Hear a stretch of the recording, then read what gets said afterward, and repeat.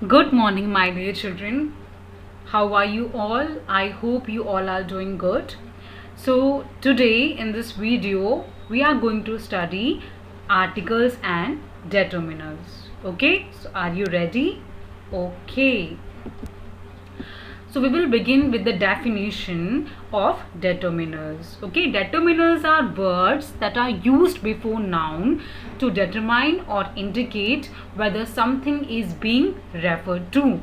What does it mean? कि determiners ऐसे शब्द होते हैं जिनका हम यूज करते हैं नाउन से पहले डिटरमाइन करने के लिए और इंडिकेट करने के लिए किसको, नाउन को, ये बताने के लिए कि कुछ वहां पे रेफर किया गया है. ठीक है, नाउन को डिटरमाइन करने के लिए या नाउन को इंडिकेट करने के लिए जिन भी शब्दों का इस्तेमाल होता है उसे हम डिटरमिनर्स कहते हैं. Okay, for example these kittens, तो किटन्स आर नाउन और नाउन को कौन यहाँ पे इंडिकेट कर रहा है? द वर्ड दीज, इसलिए दीज क्या हुआ? एक डिटरमिनर हुआ. गिव मी एनी बुक, ठीक है, बुक इज अ नाउन और एनी मतलब कोई भी बुक मुझे दे दो, तो any is a determiner. He is a man, वो एक आदमी है. नाउन क्या है? मैन. बट कैसा है? वो एक आदमी है. तो एक यहाँ पे क्या कर रहा है? नाउन को इंडिकेट कर रहे हैं, इसलिए ए और a is your determiner. Here the words these, a and any refers or indicate the nouns. Okay. Now kinds of determiners. क्या determiners कितने टाइप्स के हैं? The first one is articles, then demonstrative, interrogatives, distributives, possessives and quantifiers. So let us study about them in detail. Okay. So article, the first one is your articles, and articles are of two types. The first one is indefinite and the second one is definite. Indefinite में comes a and an, इसमें आपका a और an आता है और definite में आपका the आता है. अब हम पढ़ेंगे कि ए, एन और द का यूज हमें कहाँ कहाँ करना है. So a is use before singular countable nouns. जहाँ भी आपको सिंगुलर काउंटेबल नाउन्स मिलेगा वहाँ पे आप ए का यूज करेंगे. जहाँ पे आपको चीज़ों को काउंट करना होगा वहाँ पे आप ए का यूज करेंगे.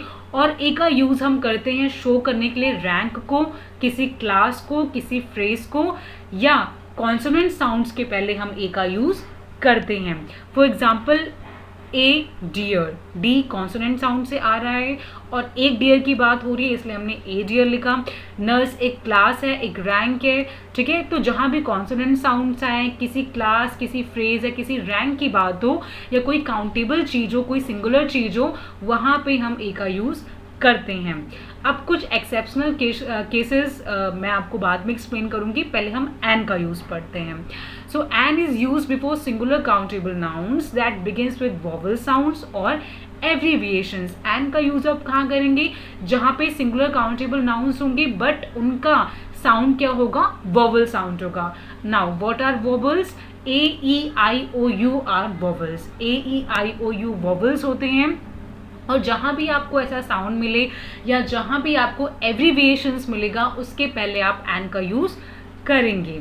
Okay, for example an egg, an एमले, एन अम्ब्रेला एसेट्रा. ठीक है, अब एग यानी कि वोवल साउंड आ रहा है इसलिए हमने एन लगाया. अम्ब्रेला में भी वोवल साउंड आ रहा है इसलिए हमने एन लगाया.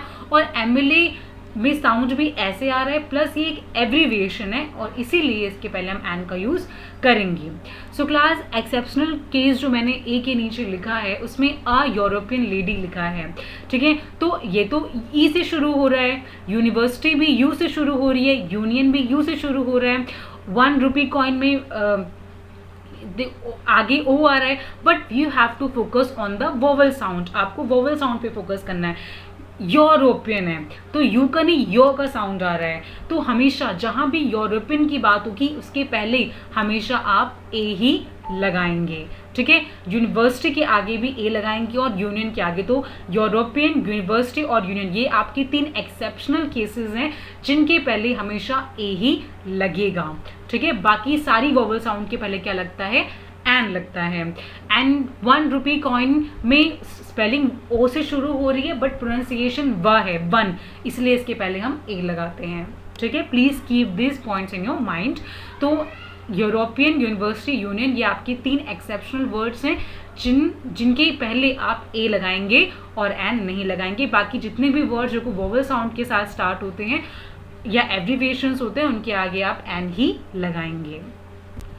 Now the is used to refer a particular person, unique thing, river, seas, oceans, countries, families etcetera. The का यूज़ हम कहाँ करते हैं? किसी पर्टिकुलर पर्सन को रेफर करने के लिए, किसी यूनिक चीज़ को रेफर करने के लिए, रिवर को, सी को, ओशंस को, कंट्रीज़ को, या किसी फैमिली को रेफर करने के लिए।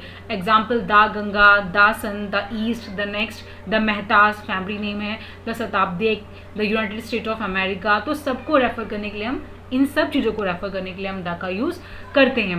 कभी कभी 2 सेंटेंसेस को ज्वाइन करने के लिए भी हम द का यूज़ कर सकते हैं और एक सेंटेंस में द 2 बार भी आ सकता है।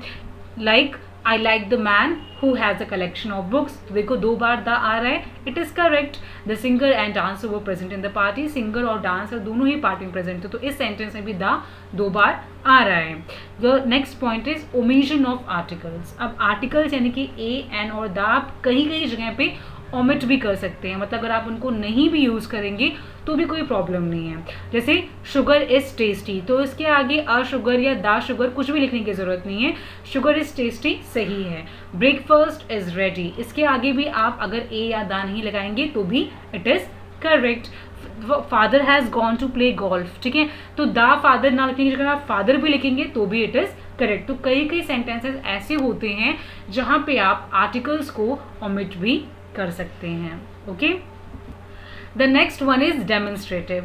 डेमोन्स्ट्रेटिव का मतलब क्या होगा? जो कि चीज़ों को शो करना। Words like this, that, these, those are use to point out persons, objects close by और डिस्टेंट। जब भी आप किसी चीज़ को शो करने की कोशिश करेंगे या पॉइंट आउट करने की कोशिश करेंगे तो वो आपका डेमोन्स्ट्रेटिव कहलाएगा।